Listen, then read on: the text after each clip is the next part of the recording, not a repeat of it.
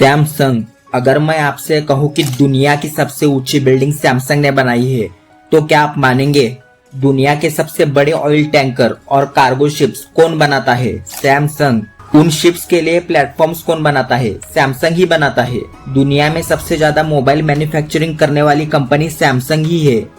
IPhone जैसे और भी कई सारे मोबाइल की डिस्प्ले वो भी सैमसंग ही बनाती है। बड़े बड़े ऑयल रिफाइनरी, पावर प्लांट और बड़े बड़े ब्रिज सैमसंग ही बनाता है। आप सिर्फ आज तक सैमसंग को मोबाइल या इलेक्ट्रॉनिक्स जैसे टीवी, मोबाइल, रेफ्रिजरेटर बनाने वाली कंपनी के नाम से जानते हैं, लेकिन सैमसंग कॉन्ग्लोमरेट है, यानी कि एक ऐसी कंपनी जो कई अलग अलग बिजनेसेस में काम करती है। तो आज हम केस स्टडी करेंगे दुनिया की सबसे जानी मानी कंपनी सैमसंग के बारे में।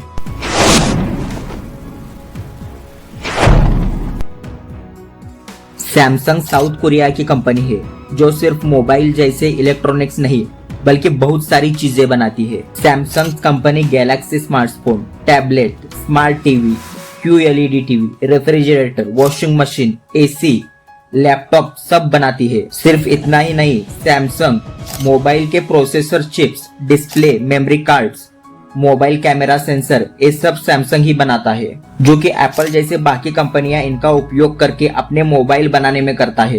एप्पल सिर्फ मोबाइल बनाता है लेकिन सैमसंग सब कुछ बनाता है। आप सोच रहे होंगे कि अगर सैमसंग ने मोबाइल बनाना छोड़ देगा तो एप्पल अकेला दुनिया पर राज करेगा, लेकिन नहीं, क्योंकि एप्पल के मोबाइल के पार्ट सैमसंग की ही देन है। तो सैमसंग का होना या नहीं होना बाकी कंपनी के ऊपर प्रभाव डाल सकता है। इतना बड़ा है सैमसंग का साम्राज्य। सैमसंग ग्रुप की कुल कमाई साउथ कोरिया के GDP का लगभग 20% के बराबर मानी जाती है। मतलब अगर साउथ कोरिया की पूरी इकोनॉमी 100 रुपीज कमाती है तो लगभग 20 रुपए सिर्फ सैमसंग से जुड़े होते हैं। इसलिए लोग कहते हैं Samsung is too big to fail for South Korea. South Korea की 4 सबसे बड़ी कंपनियां हैं: Samsung, SK group, Hyundai motors group और LG ग्रुप। इन चारों की कुल बिक्री देश के GDP का लगभग 40% के बराबर है। सैमसंग हर साल 200 से 300 बिलियन डॉलर से ऊपर कमाती है। अगर सैमसंग को आप एक देश माना जाए तो उसकी फाइनेंशियल स्ट्रेंथ कई छोटे देशों से ज्यादा की होगी। अगर जॉब की बात की जाए तो साउथ कोरिया में सैमसंग इलेक्ट्रॉनिक्स में नौकरी करना कई सालों से एक बहुत बड़ा ट्रेंड है और प्रेस्टीज माना जाता है। वहां के युवाओं के लिए सैमसंग में नौकरी मिलना मतलब लगभग ड्रीम जॉब जैसा माना जाता है। सर्वे के अनुसार 2026 में सैमसंग फिर से साउथ कोरिया की सबसे पसंदीदा कंपनी बन गई, जहां लोग काम करना चाहते हैं। बड़ी कंपनी है वहां की, तो वहां काम करना मतलब बहुत ज्यादा सम्मान मिलता है, समाज में इज्जत मिलती है। 1,25,000 लाख से ज्यादा एम्प्लॉइज काम करते हैं सैमसंग में। सैमसंग में जॉब लोग इसलिए करना चाहते हैं क्योंकि हाई सैलरी मिलती है, करियर ग्रोथ है, क्योंकि semiconductor, AI, mobile, TV, chips जैसे हाईटेक सेक्टर में काम करने का मौका मिलता है।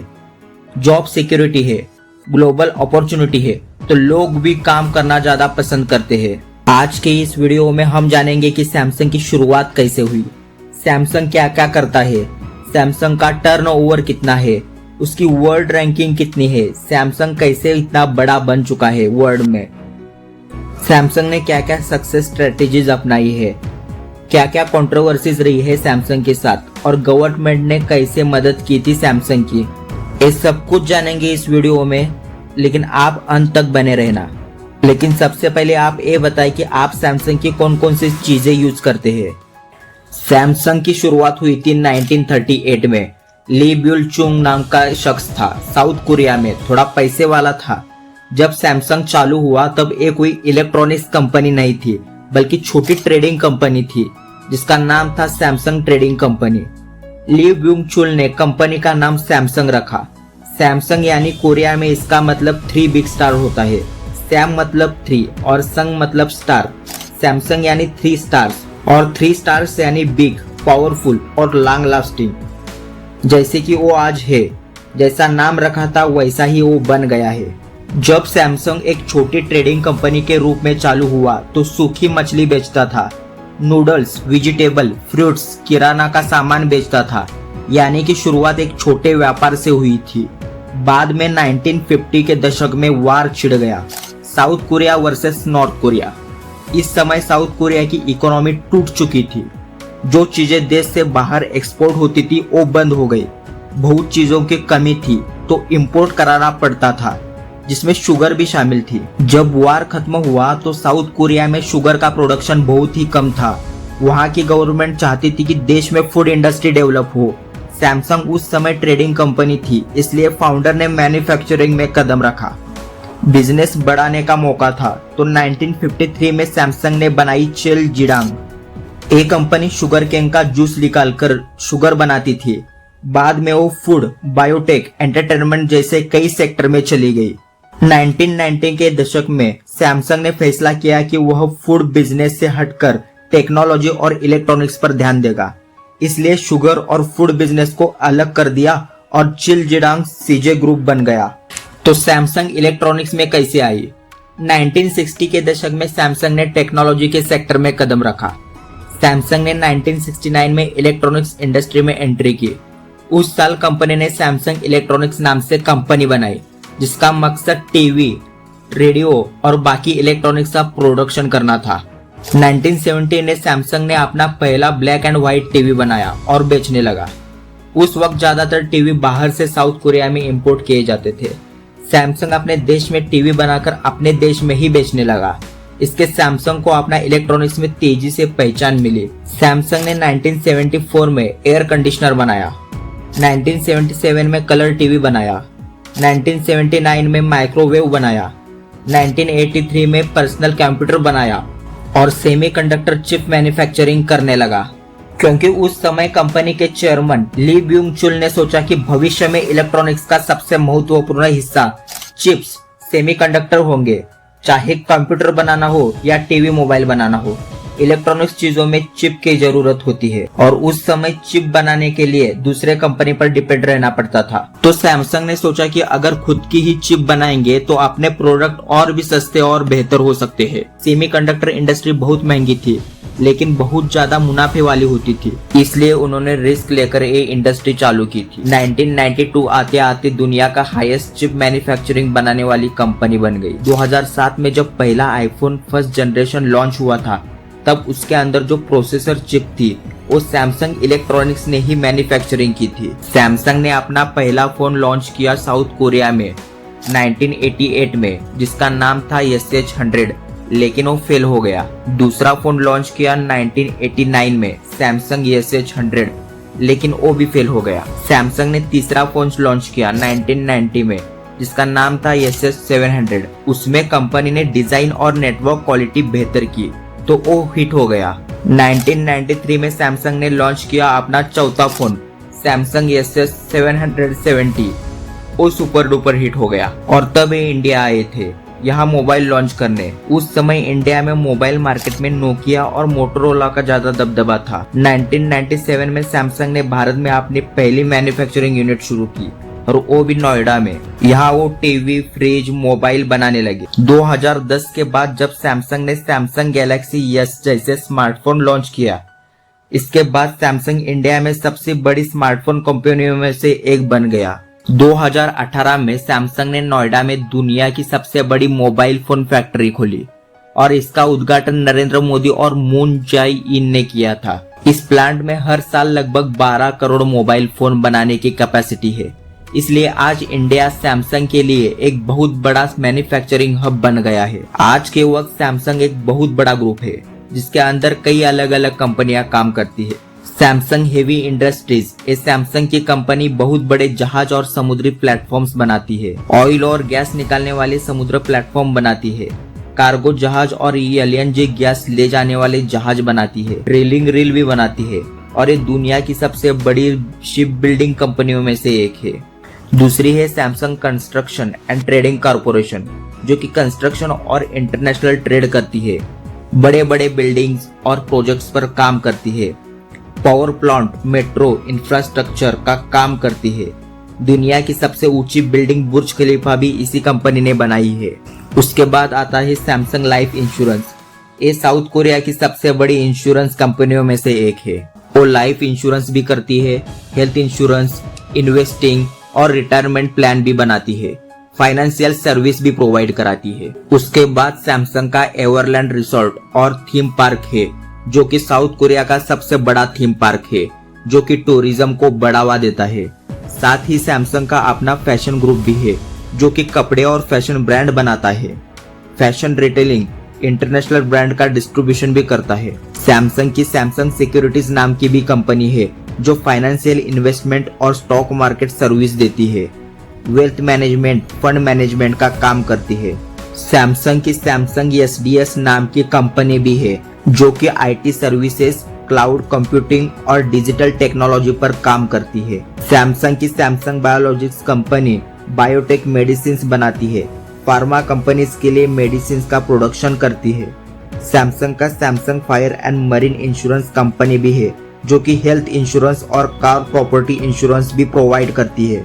सैमसंग सिर्फ मोबाइल कंपनी नहीं है, बल्कि सैमसंग जहाज, दवा, बैंकिंग, इंश्योरेंस, IT, कंस्ट्रक्शन और थीम पार्क सब चलाता है। सैमसंग ने रेनॉल्ड्स के साथ मिलकर कार भी बनाती है। रेनॉल्ड्स सैमसंग मोटर्स द्वारा सीडान कारें, SUVs, इलेक्ट्रिक कार्स बनाई जाती है। सैमसंग ग्रुप इतना बड़ा है कि वो 80+ इंडस्ट्रीज चलाता है। साउथ कोरिया की GDP में 20% का योगदान सिर्फ सैमसंग कंट्रीब्यूट करता है। सैमसंग ग्रुप का मार्केट कैप लगभग 50 से 60 लाख करोड़ रुपयों का है, यानी लगभग इंडिया में टाटा ग्रुप और रिलायंस ग्रुप का जितना मार्केट कैप है, उतना सैमसंग का है। टाटा और अंबानी ने अपना ग्रुप इंडिया में डेवलप किया, जहां की पॉपुलेशन 140 करोड़ है, और सैमसंग ने अपना ग्रुप साउथ कोरिया में डेवलप किया, जहां की पॉपुलेशन 5 करोड़ के आसपास है। यानी कि इतने से पॉपुलेशन में इतना बड़ा ग्रुप बनाना बहुत बड़ी बात है। सैमसंग को बड़ा बनाने में वहां के गवर्नमेंट का भी हाथ है। सैमसंग साउथ कोरिया के GDP का बहुत बड़ा हिस्सा कंट्रीब्यूट करता है, जिससे देश को तरक्की मिलती है। इससे लोगों को एम्प्लॉयमेंट भी मिलती है। जब साउथ कोरिया में वार खत्म हुआ तो वहां की इकोनॉमी डाउन हो गई, एक्सपोर्ट बंद हुआ, किसी देश से हेल्प नहीं मिल रही थी, तो देश की अर्थव्यवस्था को एक ही आदमी बचा सकता था, और वो था बिजनेसमैन। तो साउथ कोरिया के सरकार ने क्या किया, साउथ कोरिया में जितने भी बिजनेसेस ग्रुप्स है उनको छाटा और उनको सपोर्ट किया, ताकि बिजनेसेस बढ़े और इकोनॉमी में सुधार आए। सरकार ने सैमसंग, LG, Hyundai जैसे बड़े ग्रुप्स को लोन दिया, और लोन कम इंटरेस्ट पर दिया, ताकि वो बिजनेसेस और भी बढ़े। टैक्स बेनिफिट्स भी दिया, कुछ चीजें टैक्स फ्री कर दी, इलेक्ट्रॉनिक टैक्स को 50% कम कर दिया।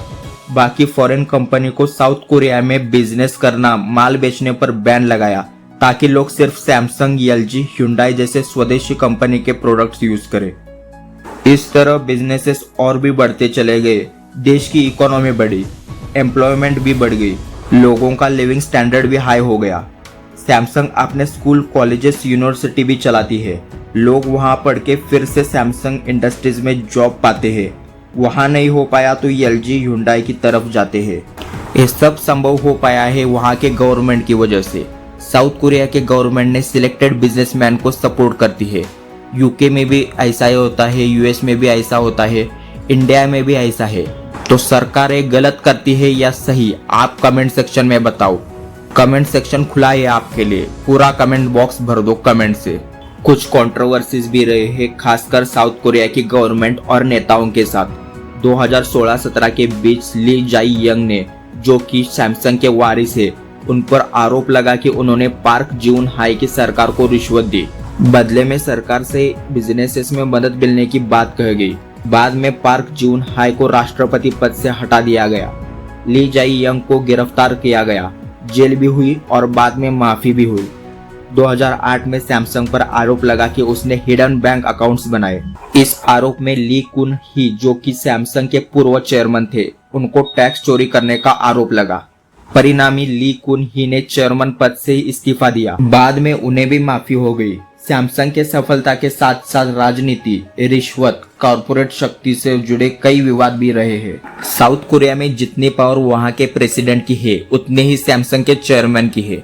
सैमसंग चाहे तो दूसरी देश में जाकर बिजनेस सेट कर सकता है, और किया भी है, लेकिन साउथ कोरिया को सैमसंग छोड़कर दूसरा ऑप्शन नहीं है। तो सैमसंग से हमें क्या क्या चीजें सीखने को मिली। पहला है डाइवर्सिफिकेशन। सैमसंग ने पहले ट्रेडिंग कंपनी थी, सैमसंग ने पहले शुगर फैक्ट्री लगाई, बाद में insurance, electronics, construction, real estate में एक्सपांड करा। दूसरा है क्वालिटी। उन्होंने कभी भी अपने प्रोडक्ट में प्रोडक्ट की क्वालिटी में कॉम्प्रोमाइज नहीं किया। सैमसंग नंबर 1 प्रोडक्ट दुनिया को देता आ रहा है। तीसरा है selection of right person. Samsung को ऐसे ऐसे लोग मिलते चले गए जो कि कंपनी को आगे बढ़ाते चले गए। चौथा है कंसिस्टेंसी। सैमसंग नंबर 1 कंपनी तो बनी, लेकिन वो रैंक उसने कंसिस्टेंट रखा है बहुत सालों से, वो भी बहुत बड़ी बात है। और पांचवा है फोकस ऑन टेक्नोलॉजी।